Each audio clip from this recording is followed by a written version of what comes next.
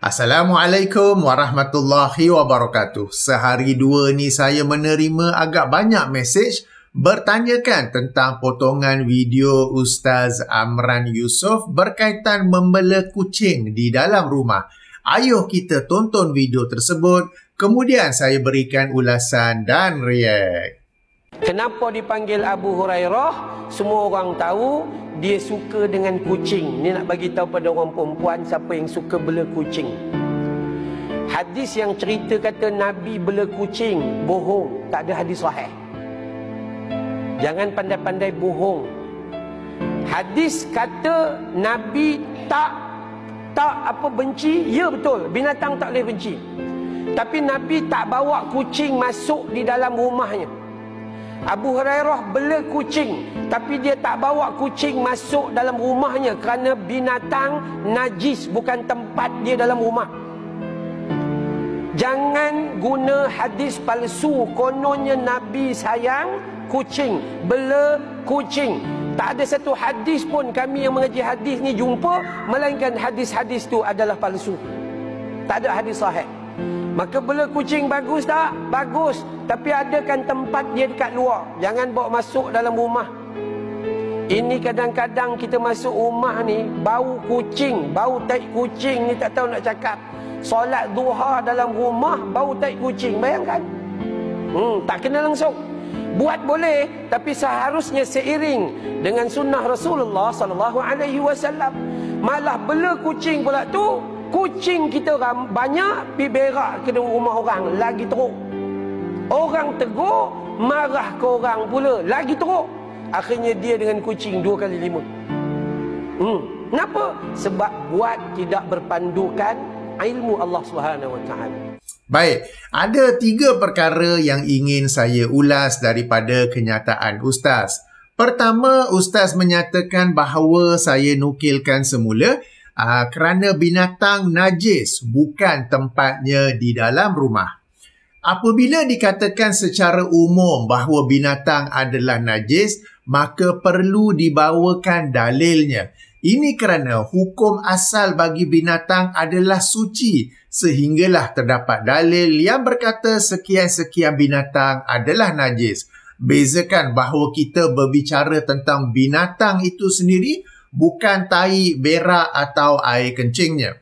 Di sini saya bawa kata-kata Al-Khatib Al-Syarbini rahimahullah, seorang ulama besar dalam mazhab Asy-Syafi'i yang wafat tahun 997 Hijrah, dari kitabnya Mughni Al-Muhtaj, bahawa setiap haiwan itu adalah suci melainkan apa yang dikecualikan oleh syarak. Saya ulangi ya, setiap haiwan itu adalah suci melainkan apa yang dikecualikan oleh syarak. Ini saya nukil daripada laman web Mufti Wilayah Persekutuan ketika membicarakan hukum tikus Belanda atau guinea pig yang ingin dipelihara sebagai pet ataupun binatang peliharaan, apakah dibolehkan atau tidak ya. Link dalam kotak description. Okey, contoh. Semua binatang adalah suci kecuali anjing dan khinzir. Itu pun ada perincian dan perbincangan lanjut di kalangan para ulama. Anjing misalnya, pendapat pertama berkata apabila ia basah, barulah najis. Tidak najis apabila ia kering. Pendapat kedua berkata hanya jilatan dan air liur anjing yang najis. Bukan anjing tu yang najis, tetapi jilatan dan air liur anjing itulah yang najis. Pendapat ketiga berkata anjing yang dilatih, a trained dog, seperti dilatih untuk berburu, dilatih untuk menjaga keselamatan ternakan dan ladang, dan pelbagai fungsi lain yang di mana ia telah dilatih, maka anjing tersebut tidaklah najis. Ini berdasarkan ayat keempat surah Al-Ma'idah yang membolehkan penggunaan anjing untuk berburu. Tidaklah anjing menangkap binatang yang diburunya, melainkan dengan gigitannya yang pasti terkena air liurnya. Kita tidak disuruh samak atau sertu bahagian yang digigit oleh anjing buruan tersebut. Justru bezakan antara anjing terlatih, a trained dog, dan juga anjing liar. Yang ni apa yang disebut sebagai stray dog. Kalau di Malaysia ni mungkin yang biasa kita nampak di tepi-tepi jalan, tak ada orang yang jaga apa semua tu. Yang itu yang dimaksudkan, yang kalau kena jilatan, gigitan, kena disertu dengan 7 kali basuhan, 1 dengan tanah. Ada juga pandangan lain di kalangan masyarakat kita bahawa anjing itu memang najis, kan? Anjing itu tak kisah macam mana, memang najis. Padahal kalau kita rujuk ayat keempat surah Al-Ma'idah tadi, Allah berfirman yang maksudnya sebelum nak lepaskan anjing berburu tu, bacalah nama Allah, sebutlah bismillah. Takkan nak sebut bismillah kepada anjing yang najis, kan?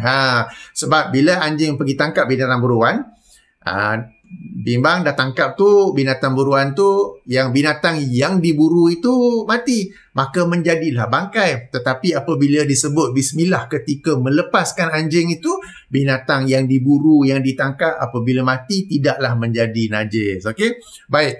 Tak apa, saya sebenarnya bukan nak bincang tentang hukum anjing suci atau najis, tetapi sekadar memberi contoh. Okay, sekadar memberi contoh. Apa yang ingin saya sampaikan adalah tidak boleh berkata haiwan secara umumnya adalah najis, melainkan berdasarkan dalil. Ini kerana haiwan yang dijadikan peliharaan di dalam rumah atau apa yang disebut sebagai pet tidaklah terhad kepada kucing sahaja. Ada arnab, ada hamster, ada guinea pig, burung, dengan syarat sangkarnya cukup besar, berkadaran dengan saiz burung supaya dia dapat terbang juga. Ada ikan, kura-kura dan macam-macam lagi. Adakah semua ini najis? Jawapannya tidak. Haiwan itu sendiri bukanlah najis. Berak dan kencingnya itulah yang najis. Ulasan kedua, tadi kita bincang tentang haiwan secara umum. Kini kita bincang kucing pula secara spesifik. Maka di sana ada hadis Rasulullah sallallahu alaihi wasallam yang secara spesifik menyatakan kucing tidaklah najis. Hadis pertama ialah apa yang dikeluarkan oleh Imam Abu Daud dalam sunannya. Hadis nombor 69 atau penomboran lain hadis nombor 78 dengan darjat yang dinilai sahih oleh Syekh Al-Albani, bahawa seorang hamba pernah diutus membawa harisah, yakni sejenis makanan yang diperbuat daripada gandum, kepada Aisyah radhiyallahu anha. Aisyah ni isteri Rasulullah sallallahu alaihi wasallam. Lalu didapatinya Aisyah sedang solat, maka Aisyah mengisyaratkan agar meletakkan makanan itu. Maka datanglah seekor kucing lalu makan makanan tersebut. Apabila selesai solat, Aisyah makan dari bahagian atau tempat yang dimakan oleh kucing itu, ya. Sebagai contoh, katakan ini makanan, kucing mari makan sebelah sini. Aisyah dah habis solat, beliau tak makan yang sebelah sini, beliau makan daripada bahagian atau tempat yang kucing itu sendiri makan. Okey. Baik. Lalu Aisyah berkata bahawa Rasulullah sallallahu alaihi wasallam bersabda, qala innaha laysat binajasin innama hiya minat tawafina alaikum. Right? Bermaksud sesungguhnya kucing itu bukanlah najis. Ia tidak lain hanyalah dari kumpulan haiwan yang sentiasa berlegar di sekitarmu. Kemudian Aisyah melanjutkan, maknanya perkataan Aisyah sendiri, waqad ra'aitu Rasulullah sallallahu alaihi wasallam yatawaddau bi fadliha. Okay, Aisyah berkata, dan aku sendiri pernah melihat Rasulullah sallallahu alaihi wasallam berwuduk dari air bekas minuman kucing. Okey, demikian hadis yang pertama. Hadis kedua ialah apa yang dikeluarkan oleh Imam At-Tirmizi dalam sunannya, hadis nombor 85 atau penomboran lain hadis nombor 92. Okey, sekejap ya.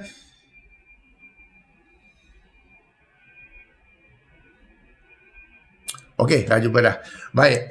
Yang darjatnya juga dinilai sahih oleh Syekh Al-Albani. Bermaksud daripada Khabsyah binti Ka'ab bin Malik. ketika beliau adalah isteri kepada anak Abu Qatadah radhiyallahu anhu, bahawa pernah satu ketika Abu Qatadah menemuinya, lalu beliau yakni Khabsyah menuangkan air wuduk dalam satu bekas untuk Abu Qatadah. Lalu datang seekor kucing ingin minum dari air wuduk tersebut. Maka Abu Qatadah menghulurkan bekas air wuduk itu kepada kucing tersebut sehingga dia dapat minum. Kata Khabsyah, Abu Qatadah melihat perbuatannya itu. Lalu berkata, kamu berasa hairan, wahai anak saudaraku? Kata Khabsyah, ya. Jawab Abu Qatadah, sesungguhnya Rasulullah sallallahu alaihi wasallam pernah bersabda, sama seperti hadis Abu Daud tadi, sesungguhnya kucing itu bukanlah najis. Ia tidak lain hanyalah dari kumpulan haiwan yang sentiasa berlegar di sekitarmu. Baik, demikian dua buah hadis. Sekarang apa pula kata para ulama berdasarkan hadis-hadis ini? Baik, saya nukil apa yang dikatakan oleh Imam At-Tirmizi rahimahullah setelah mengemukakan hadis Khabsyah yang baru kita baca tadi ya. Beliau berkata, wafil babi an Aisyata wa Abi Hurairah. Dalam bab ini terdapat hadis daripada Aisyah. Aisyah ni yang tadi kita baca hadis pertama riwayat Abu Daud, dan juga daripada Abu Hurairah. Abu Hurairah ni salah seorang sahabat Nabi yang kita tahu beliau memelihara kucing. Gelaran Abu Hurairah tu pun disebut kerana beliau menjaga kucing ya. Qala Abu Isa haza hadisun hasanun sahihun. Berkata Abu Isa, yang ini Imam At-Tirmizi sendiri, hadis ini hasan sahih. Mungkin ada yang tertanya-tanya, kata Imam At-Tirmizi yang tulis Sunan At-Tirmizi, tapi kenapa pula berkata Abu Isa hadis ini hasan sahih? Okey, Imam At-Tirmizi tidak menulis Sunan At-Tirmizi. Tajuk sebenarnya Al-Jami'ul Kabir, tetapi beliau diktate atau beliau imla. Maknanya dalam majlis ilmu beliau menyampaikan hadis, anak murid yang tulis. Lalu anak murid yang tulis berkata Abu Isa hadis ini hasan sahih. Ini maksudnya. Okay, sebab bila kita baca macam ini Sunan At-Tirmizi, tapi berkata Imam At-Tirmizi ataupun gelarannya Abu Isa, mana satu ni kan? Boleh jadi keliru. Okey, kemudian Imam At-Tirmizi menyambung lagi, wa huwa qaulu aksaril ulama'i min ashabin nabiyyi sallallahu alaihi wasallam wa tabi'ina wa man ba'dahum misl Syafi'i wa Ahmad wa Ishaq lam yara bi su'ril hirrati ba'san.